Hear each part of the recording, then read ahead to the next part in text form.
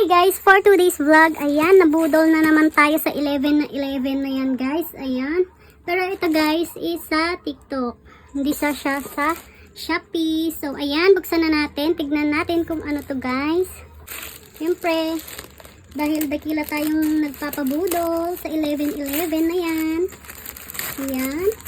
Ang excited ako dito guys kasi nga, first time ko bumili dito sa kanilang shop. Ayan. Ito guys is tadadadan. Yan, malaki siya. Malaki pala siya. Ano lang to guys? 340. Ito guys is 349 lang. Tignan natin kung maganda siya. Kasi balak kong magpagawa ng picture frame. Picture frame ba tawag to? Yung i-display mo siya. So, ayan siya guys. Ah, ang laki pala niya guys. Ito ay 11 by 16 rectangle. Hirap buksan ah. Parang ayaw magpabukas guys ah. Talagang safe yung ating parcel sa kanila ah.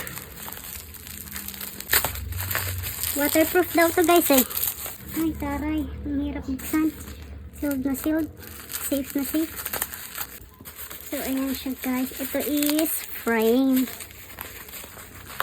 Hirap buksan. Ay, ang ganda niya. Ayan siya guys. Oh. Ganda na guys, no? Yan o. Frame namin yan. Lahat kami. Family.